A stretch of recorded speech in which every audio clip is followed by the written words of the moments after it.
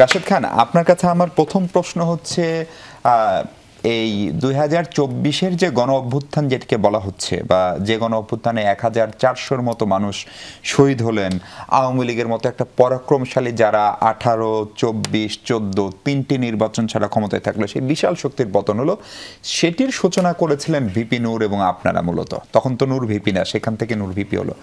তার উপরে এই আক্রমণটা আসলে কি বার্তা দেয়? এবং নূরের উপরে আক্রমণটা আসলে জাতীয় পার্টির নেতাকর্মীরা যতটা না করেছে, আমরা ছবিতে যা দেখছি সেটা আমাদের আইন শৃঙ্খলা বাহিনী, এমনকি সশস্ত্র বাহিনীর সদস্যরা সেটি করেছে।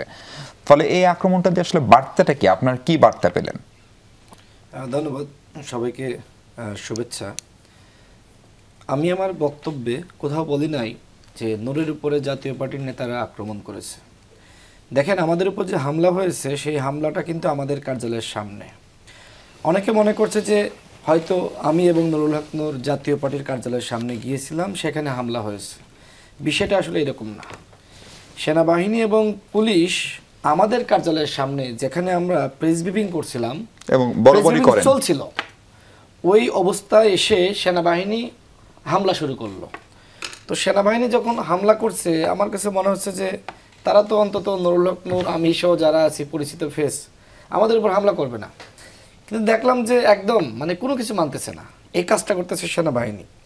কিন্তু আপনারা সেনাবাহিনীর নাম আসলে কেউ নিতে পারতেছেন না। আমি দেখলাম যে যে সকল নেতারা বা দল বিবৃতি দিয়েছে, তারা এই নামটি আসলে নিতে ভয় পাচ্ছে। হাসিনা যে ভয়ের একটি সংস্কৃতি তৈরি করেছিল, সেই ভয় কিন্তু এখনো পর্যন্ত দূর হয়নি। তবে আমি যেহেতু স্বচক্ষে দেখেছি, আমাকে তো বলতে হবে।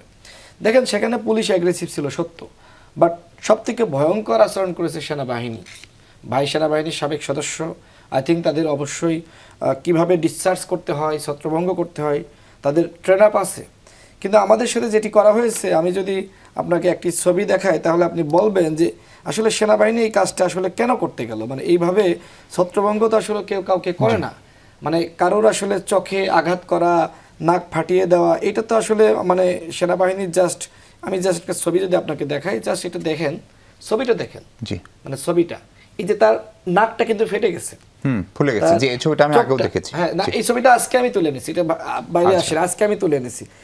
পা দেখেন, হসপিটাল থেকে তোলা ছবি। পিঠ দেখেন, পা দেখেন, কি অবস্থা। কাউকে আপনি ছত্রভঙ্গ করার জন্য আপনার জল কামান আছে, বা আপনি টিয়ার গ্যাস নিক্ষেপ করতে পারেন, কিন্তু আপনি জাতীয় পার্টির কার্যালয়ের সামনে আপনি নিরাপত্তা দিচ্ছিলেন, সেখান থেকে আপনি ছুটে আসলেন হঠাৎ করে গণ অধিকার পরিষদের কার্যালয়ের সামনে। হ্যাঁ, তাও মেনে নিলাম।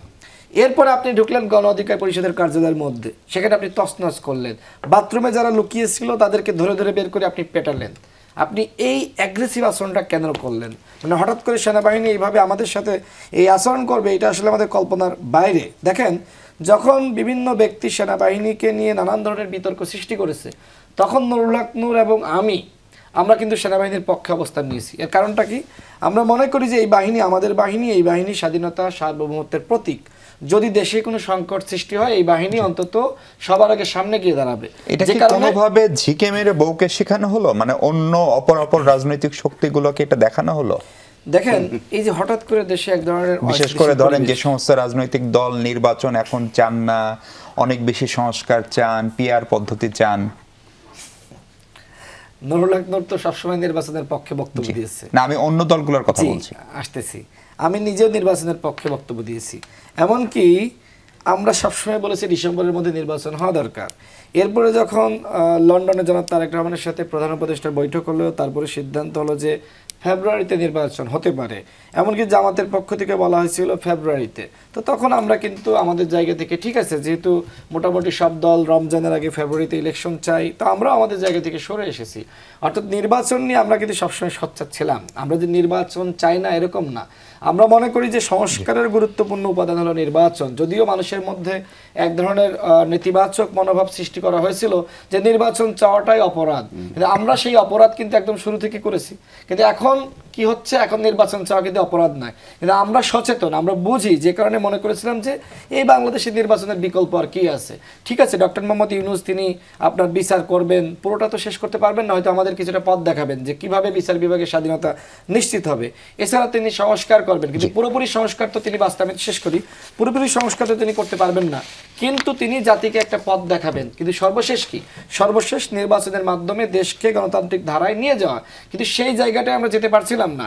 পরবর্তীতে প্রধান উপদেষ্টা নিজেই কিন্তু ফেব্রুয়ারিতে নির্বাচন করার একটি ডেট তিনি ঘোষণা করেছেন, আজকেও তিনি সেটার পুনর্ব্যক্ত করেছেন। তবে আমার কাছে যেটি মনে হয় যে নূরকে মেরে মূলত যারা বিপ্লবের শক্তি তাদেরকে এক ধরনের ভয় দেখানো, যে আমাদের বাইরে গিয়েও না, আমাদেরকে সমালোচনা করো না, এবং আমাদের যে প্ল্যান, বিশেষ করে আমরা যতটুকু শুনেছি যে জাতীয় পার্টিকে আগামীতে আওয়ামী লীগ যেভাবে বিরোধী দল বানিয়ে দেশের গণতন্ত্রকে ধ্বংস করেছে, ঠিক একইভাবে জাতীয় পার্টিকে বিরোধী দল বানানোর একটি প্ল্যান ভারতীয় র এবং এদেশের আওয়ামী লীগের এজেন্টদের আছে। এখন সেই প্ল্যানে তো আমরা আঘাত করেছি, সেই প্ল্যানটা ফাঁস হয়ে গেছে। যেমনি ভাবে রিফাইন্ড আওয়ামী লীগ গঠন করার একটি প্ল্যান ছিল, ওই প্ল্যানটা কিন্তু ফাঁস হয়ে গেছে। এখন এই প্ল্যান কারা করছে আমি এখন বলতেছি না, কিন্তু এই ষড়যন্ত্রগুলো ফাঁস হওয়ার কারণে এর খবর বহিঃপ্রকাশ নুরুল